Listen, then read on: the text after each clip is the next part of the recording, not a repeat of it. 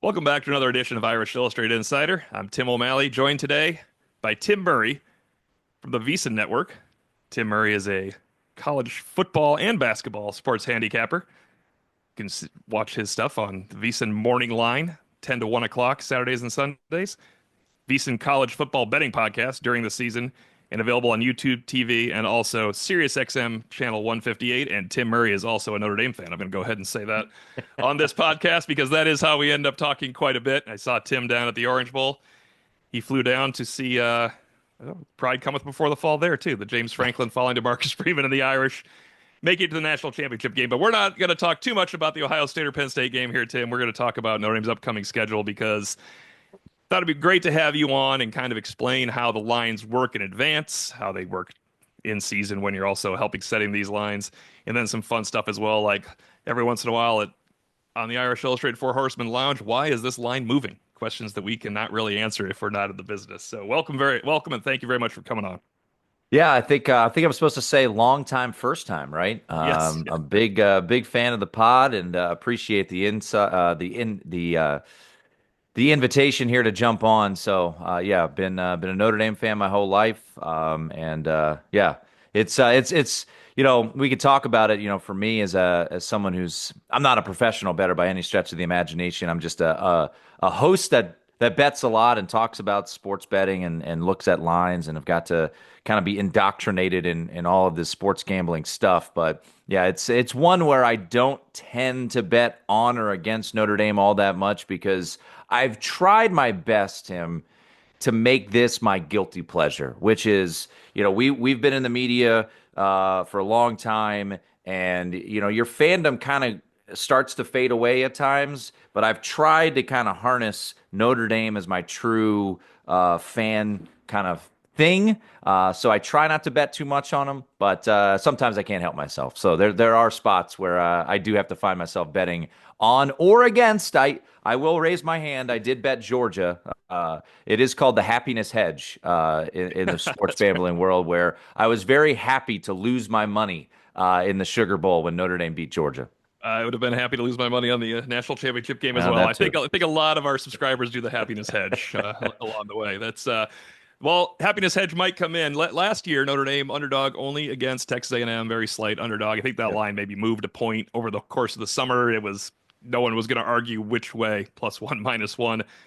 Are we going to have something similar for the Miami game when Notre Dame opens up their Labor Day Sunday? I think that's probably the best place to start. Well, right now they are the favorite, and if I remember correctly, over the summer, Notre Dame, I believe at some shops was a slight favorite, and then ultimately closed as a dog there in College Station. I think Notre Dame, and a lot can happen, injuries can happen, a big transfer portal addition or subtraction, so we could see movement, but I think at the end of the day, Notre Dame will close as a favorite in the game down in Miami. However, how big of a favorite that will be remains to be seen. But yeah, right now 2.5 is the point spread, and I was actually texting with Matt Grill, who is one of the college football guys over at DraftKings Sportsbook, and he said most bets and liability on Notre Dame so far for that Notre Dame Miami game. So that's the only line out yet. We'll start to get what's called game of the year lines, Tim, starting to percolate probably after spring football, when there's a more concise feel of these rosters all across college football, and you'll start to see, Notre Dame, USC, and Notre Dame and Arkansas uh, probably pop in there. yeah, I wouldn't be surprised if Notre Dame Boise State was in there. So, we'll start to see some of those game of the year lines trickle out, which are always kind of a fun gauge to see, where it was and where it ultimately closed. I did that on a regular basis all throughout the football season, not just with Notre Dame games, but no, Ohio State, Michigan, what it opened as and what it closed as, and then Right. ironically, Michigan, of course, wins the game. So yeah, it's kind of interesting to take a look at some of those point spreads from over the summer, especially the games that take place, in November. I don't want to give us bad radio here, but I do remember 2014 summer. The line was set at Florida State. Defending national champion is Florida State -24. And it, of course, was nowhere near that. Yeah. I don't know if it ever got below 14, but it did not go to minus 24. So those are always fun. I should throw in here for our listeners that don't bet or just don't follow up if they won or not. Notre Dame was 13-3 against the spread last year. Yep. They won 11 straight between losing the Northern Illinois spread and, of course, Ohio State. Prior to that, Marcus Freeman was 10-3 in 2023 as well. So, I mean, 23-6 for a head coach in his second and third year leads me to my next question. Will they be an underdog this year? If they beat Miami, will they be an underdog this year is the best way of probably putting that.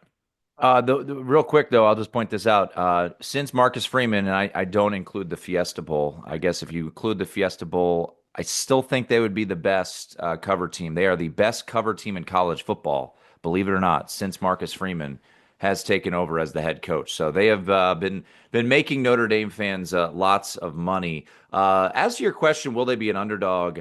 I don't know if they will. Now, I'll say this, and I think you guys mentioned this on your show recently. It's going to be a lot different. There's going to be a lot more shorter point Yeah. Yeah. spreads, but right now they're a favorite against Miami, at home against Texas A&M. I think they'll be a favorite there, probably very short favorite. And then you look at USC, they'll be a favorite. So I don't see a game where they would be an underdog. I was actually texting with a buddy of mine who is a big Arkansas backer and college football handicapper. And I was just curious initially what he made an Arkansas line, and he made it pretty big. I don't think it's going to be as big as what he made it. He made it around Notre Dame 2 touchdowns. I think that'll be shorter than that. But no, you look at the schedule and it's definitely more challenging. I think there's many more landmines this year. I think we would all agree to that. But that being said, I think Notre Dame is going to be a favorite in every single game during the regular season, barring some sort of injury that is to the quarterback position, or maybe they're just not as good as we anticipate. But I think from a raw power rating standpoint, Tim, they'll be a favorite against Miami. They currently are a 2.5 point favorite. I would imagine they're a slight favorite against Texas A&M, and then after that, they'll be a favorite in every other game. I want to bring this up because you mentioned the schedule and we talked about this. They were double digit favorites in 8 regular season games last year. That probably isn't going to happen this year. That's a heavy number. I did look up quickly to avoid bad radio. The Notre Dame Florida State line closed. You'll never need this information again, but you have it now in 2014, opening at 24 in June at 9.5. Could have been It's outright. funny. Could have been Yeah, outright too. yeah, and I'm trying to remember. I actually deleted the file. It was on my computer, but I think Notre Dame Florida State preseason last year was under a touchdown, maybe under a Oh, field goal. yeah. It was pretty short. And I'm looking at it right now. It looks like Notre Dame closed around a 25-point favorite at home against Florida State in November this past year. And obviously, got the cover there. The interesting thing, by the way, not to get too nerdy here, the Virginia game I know was, I think, shown on Bad Beats on Scott Van Pelt Sports Center. Yeah. That actually closed at a number of places. There was money coming in on Virginia, so that actually closed 20.5 at some shops. So depends on how things are, as we call it, graded out from just a raw like ATS against the spread standings. But yeah, that the Virginia game was 20.5. Believe me, I know that because I was standing next to one Tim Priester and I said, I technically got this right. And he goes, no, you didn't because you said over 21. I was like, all right, I accept it. So that was one of my losses last year against the spread. I do remember that happening, but it closed at 20.5. And I think I want to segue into this really quickly. Setting lines in, I mean, how do you set lines in June? When you're talking about the spring lines are coming out, Yeah. of course, we see the games of the year are always out by mid-June. What's the concern there? Is it quarterback, coach retention, player retention? Because from Florida State, obviously, that was a bad example. Like, usually a Florida State team is a team that's top 15, top 20, isn't going to drop to the point where they're 25-point underdogs against most teams by the end of the year. But how do you is there anyone protecting themselves against such a thing, or are those lines just let's get public interest early on? Yeah, it's a great question, and I don't have the full answer, but I'll do my best. When it comes to those lines, A lot of it's probably going to be on, returning production. And I think it does make it a little bit more challenging for the sports book nowadays, which is good for us as the bettors when you've got all the portal and how are these things going to come together and, what's the expectation? I mean, for example, 2 years ago, sportsbooks had no idea what to do with Colorado, right? It was one of the more unique things we've seen where it was just a complete and utter roster overhaul. You're bringing in, Shador Sanders and Travis Hunter and all these pieces, and how's it going to mesh? And, they were a 21-point underdog week one when they went down to TCU and pulled off the outright upset. So, yeah, it's a unique challenge. I think Notre Dame, probably from an odds maker standpoint, is probably an easier team to kind of Right. figure out because there's not a ton of overhaul. Even at, the quarterback position is certainly a concern and a question this year when it comes to creating that power rating number. But, as for setting that line, I think they have to kind of trust in their process. I imagine, SP Plus is something that they use a decent amount. Bill Conley's, Mhm. thing that he put together. So I think there's a lot of pieces that go together. There's a little bit of guesswork, and honestly, too, what they do is they'll tell you is they'll put out a line. And they'll let the sharp guys kind of move it. And, I got asked this question, Tim, the other day about the Super Bowl. And it was, hey, did the books, make a terrible line because Kansas City, closed as a 1 point favorite against Philadelphia and Philadelphia blew them out? And I'm like, no, they didn't because the sharp guys didn't move it that way, right? Like you can tell the line, like you might have bet the Eagles and bet every dollar that you own on the Eagles and you were right. It doesn't mean the line was wrong, if that makes sense. And Notre Dame USC was a line that I deemed kind of stinky, right? Because I was like, oh man, everybody in the world is going to see Notre Dame kind of on sale here on the road at USC against a team that's been struggling as just a 7 point favorite. You can tell with line movement, if the line is accurate. And, it ultimately was, the proper line, even though Notre Dame won by 14, it was, it really was a 7 point game. And lastly, I don't know if this is a fair comparison, but you look at USA Canada and hockey on Thursday night. That game was a true pick'em, and the total was 5.5. What happened? The game was 2-2 going into overtime, and they score a fifth goal in overtime, right? So the line was right, and you'll hear a lot of pro bettors say there's no edge out there, and that's true. Not to say that you can't beat the house, but yeah, that's kind of the way lines work. And I know something that you were curious about line movement. Yeah. That's kind of how it ultimately, kind of plays out. I think we'll jump ahead to that real fast. Then line movement. Let Yeah. Jeremiah Love.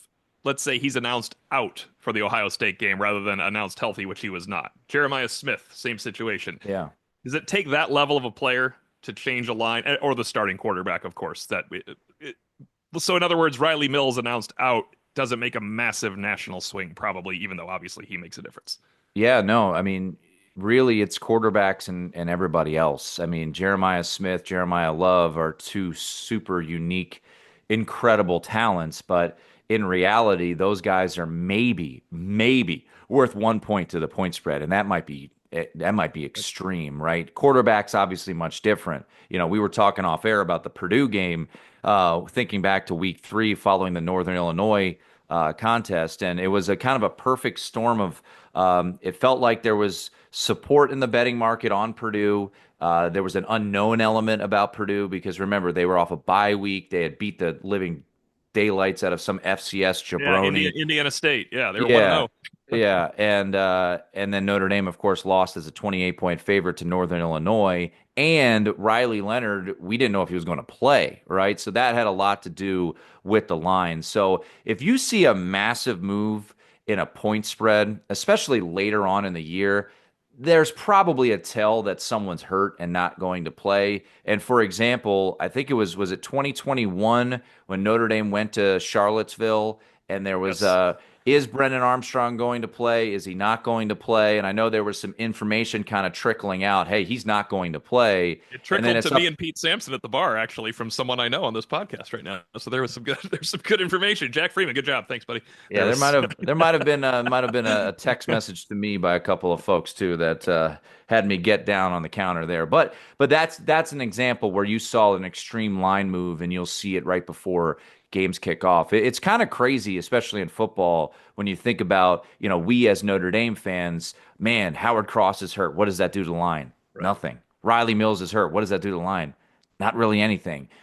Riley Leonard's hurt. Now you have to, as someone who creates lines, and I don't do that, but as an odds maker, they have to decipher what's the difference between the starting quarterback to the backup quarterback. And in the NFL, all of these sports books, Tim, have a difference in power rating between Mhm. what are the Chiefs with Patrick Mahomes and what are the Chiefs with Carson Wentz, and what is that number going to be? And I think it was right before Christmas, there was a thought that Mahomes might not play against the Houston Texans. And I want to say for a brief moment, the Texans became the favorite because there was a substantial drop off. But, I'll give you another example in the NFL when earlier in the year when Bryce Young was benched for Andy Dalton, Mhm. that actually improved the power rating for the Carolina Panthers. So, that's rare in college football, obviously, but yeah, the biggest mover of a point spread obviously is the quarterback, and other positions might tweak it a little, but ultimately it's not the same as, let's say basketball, for instance, if you're going to miss your, leading scorer. I think I can say this now because Pete Sampson once brought it up on a podcast, but he was at the for that Virginia game, he was getting his bag at the airport, and the punter's mom mentioned that Brennan Armstrong was out. And that was where the original information started flowing from. And I thought, that's serendipity right there, Pete, talking to the punter's mom, and she decided to spill the beans on that one. Information's the most important thing, from time to time. So if you can, very, very, very rarely do we as bettors have the edge, but every once in a while you can you hear that wind blowing, and you say, "I'm sorry, what now? Oh, okay, yeah, let me make that happen here." I wanted to talk to you a little bit about the other games, and I know Navy's impossible to talk about right now. No one knows what Navy has until the season starts, and it's really hard. Yeah, there you go. But even if you were to talk to Bill Wagner, one of the best writers of the country, he Hmm. would say, I'll talk to you at the end of the spring or at the beginning of the summer because Yep. not involved with the portal, and of course, there's so much going on with those guys and how everything redevelops for the midshipmen. But the road or the home games, Purdue, NC State, and Syracuse, vastly different situations. You have Syracuse, of course, team on the rise a little bit. End of the year, Notre Dame and Marcus Freeman, even Brian Kelly at the end, fantastic on senior day. I want to know if that comes into play at all. NC State, my sandwich game because it's in between those. That's a rough situation that you have NC State kind of in the middle Yep. of all those bigger games. And then, of course, Purdue with a new coaching situation. If we could tackle those three home games first, obviously Notre Dame's favored. Any of those things that I mention as an amateur matter, the sandwich game, the senior Oh day, yeah. or yeah, the rivalry of Purdue? Look, it's to each their own. Like I'll say this, right? There are a lot of people as handicappers who are numerically based, right? They trust their numbers and they bet their numbers against Vegas. I'm a little bit different. I'll give you just I won't go too crazy into it, but this is how I got into sports betting. And I was working in DC for a radio station, and one of the hosts, his name is Kevin Sheehan, was doing a segment called the Smell Test. And essentially, it was going against your intuition. If this line stinks, why is this line so short? Or why is this line so big? I'm just going to trust Vegas. And I Hmm. was like, huh, that's pretty interesting. And I just kind of amateur, took them some notes and compared it. And I'm like, wow, this is a process that works pretty well. So I started talking to him a lot about it, and then I started betting a little bit myself, and that's kind of what I got into it. And then for me also, Tim, I love situational spots, and I do this a lot in college basketball. And I'll give you a really crazy random one that just popped into my mind.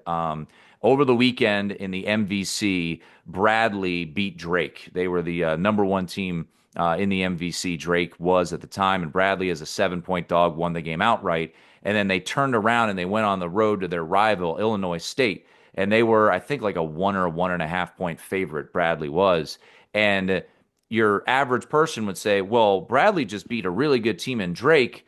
I'm going to bet them as a short favorite. What my mind said was, that's a trap. I'm going to take Illinois State. And certainly enough, the Redbirds won the game. Doesn't always work out that well, but that's just the way I kind of got into it. So I'm a big believer in trap games, in letdown games, because at the end of the day, even though now they're getting paid a lot of money, Tim, they're still 18 to 21 year Yeah. olds playing football. And case in point, the biggest letdown of the whole year. Did I think they would lose the game? Of course not. But a lot of people at VSIN, including my colleague Matt Humans on the podcast, had Northern Illinois plus the points. It was a classic letdown spot. I even did, a TV hit in South Bend, and I said, look, I think Notre Dame wins this game, but I think they'll struggle in the first half. So give me Northern Illinois plus the points in the first half. Did I think they'd lose the game? Of course not. But that all being said, I believe very heavily in situational betting. And I think that Boise State, NC State run there is really interesting Yeah. because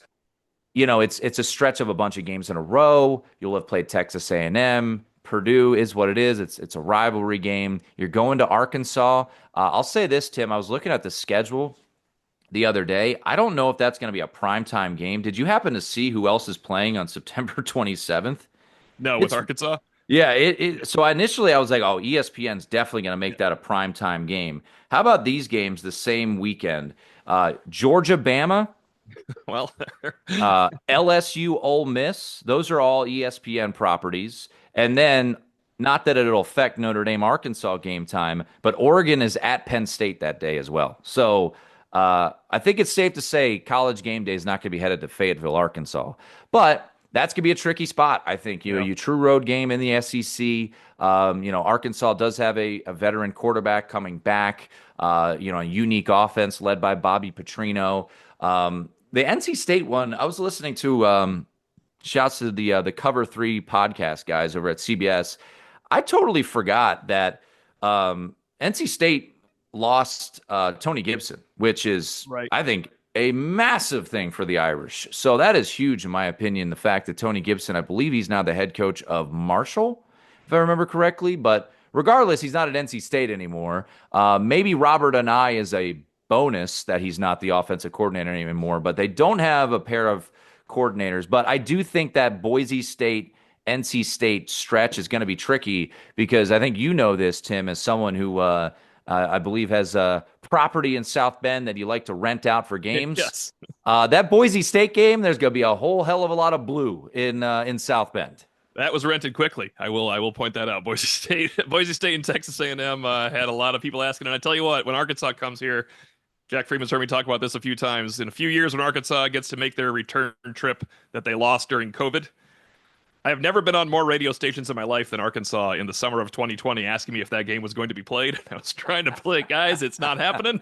I don't think it's happening. They are going to come in droves, but that crowd will be awesome for Notre Dame. And as much as you don't want to have Notre Dame go down the south and play in September at noon when it's 175 degrees and you're a fan putting ice on your head from your Diet Coke, it still won't be as loud as if it's a nighttime game. And I'll say two more games. Like I think the obvious letdown kind of sandwichy games are Boise State and or NC State. One of those games is Right. going to be tricky. One of those games is going to be uncomfortable, I think is fair to say. I think the two road games in November are just going to be weird. I guess there's three technically, but Stanford, I'll move to the side. Yeah. I think at Boston College, off a bye, how do you come out? Are you sharp right away? As Notre Dame fans, we know that stadium has always kind of been a house of horrors for Notre Dame, even though it probably should. Even though I think the last time, Tim, remind me, was the last time they played there It was was that in COVID. 18 when they it was COVID. That's right. They beat Dracovic pretty well in COVID, but that's a Right. different situation without fans, And then obviously. the previous one, they ran for like a million yards, right? It was Yes, like that was 49 to 20. that was 2017, and Wimbush had 4 touchdowns, and everybody just kept rushing. Josh Adams, it was a showcase. That's when I think we figured out, because they'd lost to Georgia, beat Michigan State and BC, and I think you figured out, wow, they actually are pretty good. They're running people over that much. But I know what you're saying. Boston College usually has one of those, why is it 10-3 in the Right. middle of a second And I quarter think Bill feels to it. O'Brien's a good coach, and I think that'll be certainly a game they get up for. I don't know what their quarterback situation is going to look like. Castellanos transferred down to Florida State as he will pair up with Gus Malzahn, which will be an interesting pairing. And then, of course, our buddy Nard Dog. There's no one who likes to complain about more random stuff than old Narduzzi. So Hopefully Notre Dame, maybe Malachi Fields can turn into Will Fuller and he'll decide to go man to man against him, for some odd reason. But that's going to be an annoying game. It just like one of those games, either BC or Pitt is going to be. Why is this game so close? Maybe it's a noon kick and it could just Right. be kind of a weird, funky atmosphere. I've been to a couple Pitt games. I went to the one, I think it was in 20, was it 2012 when they went 15-12, or was that maybe a little bit Yeah, later? it was 2011. Yeah, that was the 2011. that Ugh, was Tyler Eifert's coming out party. Actually, he had Tommy Reese. yeah. So yeah, I think yeah, and as for point spread, who knows what those are going to be? Right now, obviously the two shortest point spreads on the schedule will no doubt be Miami and Texas A&M. A lot of questions about what USC is going to look like. Certainly coming to South Bend in October has been advantageous for the Irish in the past couple of years. But yeah, I think if I had to guess right now, the shortest point spreads of the year, I think will be the ones you would imagine, Mhm. which would be Miami, Texas A&M, USC, and then I'd be curious to see ultimately what the point spread is for Arkansas down there in Fayetteville, if it is going to be kind of uncomfortably short Right. for that one. Before I let you go, Tim, and this has been great, I'm going to ask you a surprise question here. I have one prepared, so we don't have bad radio. Your the time you were most right and the time you were most wrong that come to mind. It could be Notre Dame or otherwise. My time I was most right was Matt Leinart involved. They were playing Oh, Oklahoma for the national championship, and that line moved from USC favored by 2.5 to Oklahoma favored by 2.5. And that's the day of sportsbook betting where you weren't sure if you're going to get paid or not necessarily from the islands. And I just kept hitting USC because I couldn't figure out how in the world they would possibly lose. That was my best one. My worst, I was stunned the day Florida murdered Ohio State in the national championship game, and I think they held them to 35 yards. So those are my big moments in sports betting, and most of the things don't go as well. yeah. So I mean, I have a long list here. I had a feeling that. I'll say this. And I think you were right on this. I think the whole podcast was right. I the Notre Dame Texas A&M total did not make sense to me at all. And it was one where I was just pounding the table. I'm like, this is going to be a low scoring game. It doesn't make any sense. And, it was under 47 and a half. And I think it went up to Yeah. 49. I'm like, what is happening here? So that was one Notre Dame related where I felt pretty confident there. Also, Riley Leonard, I'm looking back at my spreadsheet. His over under on rushing yards in that game was 32. So that was a pretty easy winner. Mhm. I'll give you another one Notre Dame related. The first time I think we ever talked in person was in El Paso last year, and the Notre Dame Oregon State line I think closed at like 5 or 6, and I just remember thinking I didn't think it would be 40-8, Right. but I'm like the Notre Dame backups are a million times better than Oregon State's backups. I'm like, what are we doing here?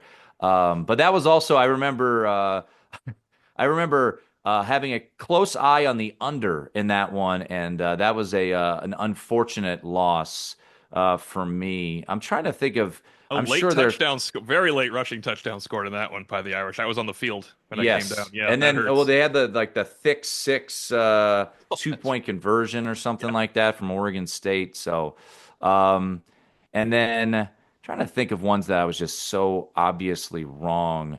I'll say this, I felt like the both the Service Academy games. I think you guys are pretty hit on. There were a lot of people in my world that thought those were going to be tricky spots, and I'm like, no, I don't think so. I think this is a spot where Notre Dame's going to be rather confident. I'll give you one where I was very wrong, and it just happened the other day. I bet Notre Dame against Louisville, and I bet Notre Dame against SMU in basketball.